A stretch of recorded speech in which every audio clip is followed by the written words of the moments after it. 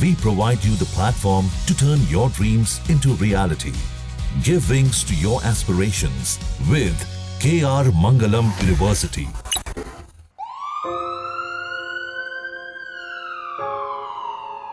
बेंगलुरु के चिन्नास्वामी स्टेडियम में आरसीबी की ऐतिहासिक जीत का जश्न मातम में तब्दील हो गया।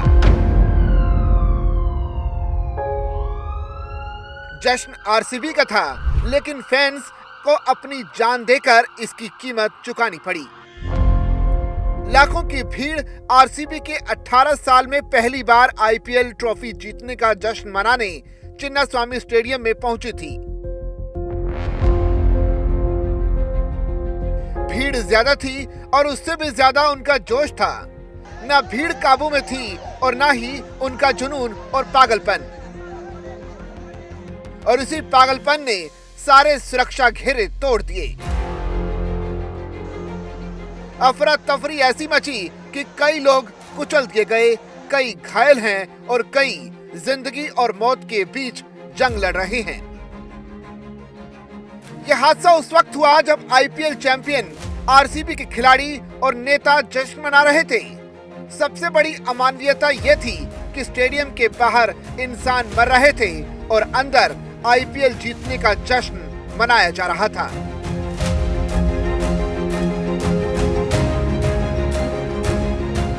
जब स्टेडियम के बाहर लोग सीपीआर के लिए तरस रहे थे, तब स्टेडियम में लोगों के चाहते खिलाड़ी कप को हाथों पर उठाए झूम रहे थे।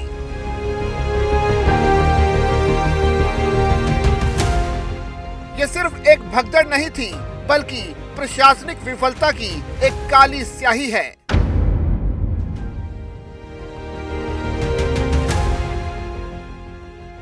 भगदड़ में 11 लोगों की मौत की पुष्टि हो चुकी है। मरने वालों में 13 साल की दिव्यांशी भी है और 26 साल की दिया भी।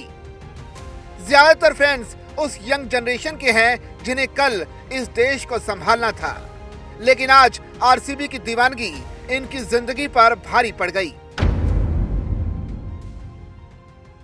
जिन 11 लोगों ने अपनी जान गंवाई वो महज क्रिकेट प्रेमी थे, विराट कोहली के दीवाने थे, आरसीबी के फैन थे। उन्हें नहीं पता था कि उनकी ये दीवानगी उन्हें अपनी जान की कीमत पर चुकानी पड़ेगी।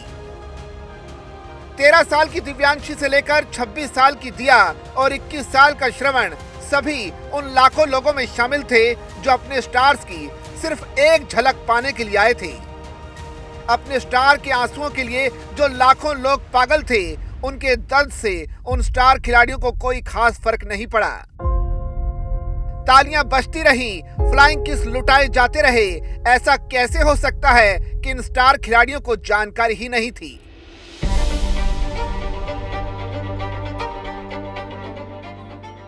और जानकारी नहीं थी तो दी क्यों नहीं गई?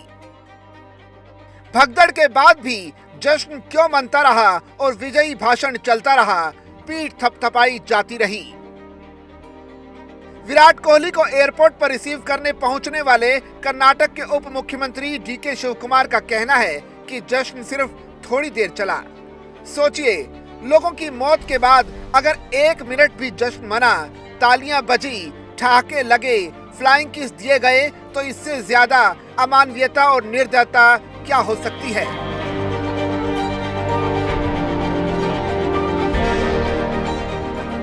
जब खुद सरकार एक जश्न का नेतृत्व करेगी, खेल की लोकप्रियता को बढ़ाने की कोशिश करेगी, भीड़ को रोकने और उसके सही प्रबंधन की जगह खुद झंडा लेकर घूमेगी, तो आम लोगों से क्या उम्मीद की जाएगी?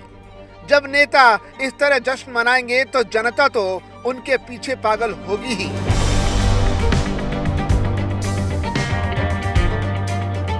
अब सरकार आयोजकों पर सवाल उठा रही है, आयोजक प्रशासन पर, और बीच में फंसे हैं वो 11 परिवार जो अपनों को खो बैठे। हर जिम्मेदार अब कह रहा है कि हमें जानकारी नहीं थी। मान लेते हैं कि जश्न मना रहे खिलाड़ियों को बाहर हुई भगदड़ और लोगों की मौत की जानकारी नहीं थी, लेकिन क्या सरकार के कर्ता धर्ता भी इससे अनजान थे? आखिर उप मुख्यमंत्री डीके शिवकुमार कप उठाने स्टेडियम के अंदर क्यों पहुंचे? उनका इस कप की जीत में क्या योगदान? क्या क्रिकेट और आरसीबी की लोकप्रियता बढ़ाने के लिए उन्होंने सारी व्यवस्थाओं को दांव पर लगा दिया। जिस वक्त उनकी भीड़ में दबते, जान गंवाते और घायल होते लोगों के साथ होना चाहिए था, उस वक्त वो आरसीबी के कप के साथ थे। जब घायलों को उठाने की जरूरत थी, डीके शिव कुमार कप उठा रहे थे।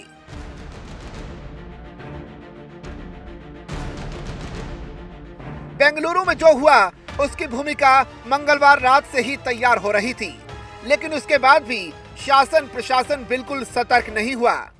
बेकाबू भीड़ और अनगिनत लोगों को रोकने के लिए पर्याप्त इंतजाम नहीं किए गए।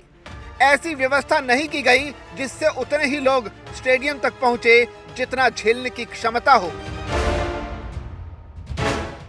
और अगर इन लोगों को रोकने की व्यवस्था नहीं थी तो क्या जश्न मनाना इतना जरूरी था? इस जश्न का आयोजन कर्नाटक सरकार और वहां के क्रिकेट एसोसिएशन ने कराया था, लेकिन अब कोई भी इसकी जिम्मेदारी उठाने के लिए तैयार नहीं है।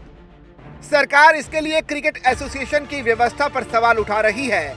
सरकार मान रही है कि 3 लाख से ज्यादा लोग आए थे, जबकि चिन्नास्वामी स्टेडियम की क्षमता मात्र 35,000 की है। अगर सरकार के पास इतनी व्यवस्था नहीं है तो जश्न के लिए लोगों को खुला न्योता क्यों दिया गया? कर्नाटक सरकार ने जिम्मेदारी से पल्ला झाड़ते हुए क्रिकेट एसोसिएशन पर ठीकरा फोड़ा।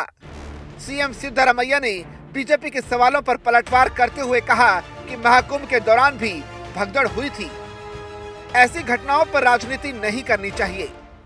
कर्नाटक सरकार ने भी हादसे में जान गंवाने वाले लोगों के परिजनों को 10 लाख रुपए की आर्थिक मदद की घोषणा की।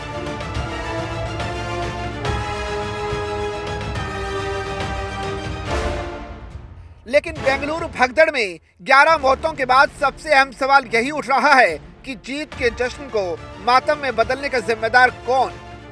क्या आरसीबी की जीत को भुनाने में लोगों को बचाना भूल गई कर्नाटक सरकार? ये सवाल इसलिए उठ रहे हैं क्योंकि कर्नाटक के सीएम सिद्धरामैया ने भगदड़ का ठीकरा सीधे सीधे क्रिकेट एसोसिएशन पर फोड़ दिया है।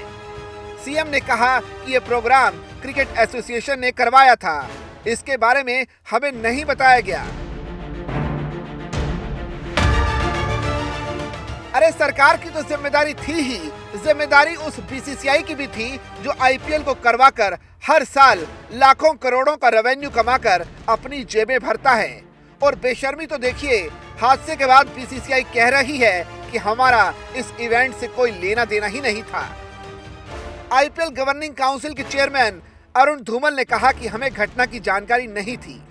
अरुण धूमल का कहना है कि इवेंट आरसीबी का था।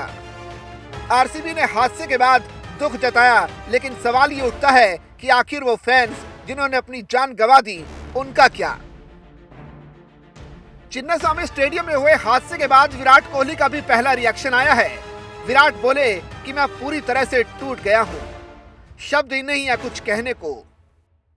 सब दुख जता रही हैं, संवेदना जता रही हैं और किसी के पास शब्द ही नहीं बचे। लेकिन सवाल उन 11 परिवारों का है जिन्होंने अपने घर का कोई ना कोई खो दिया।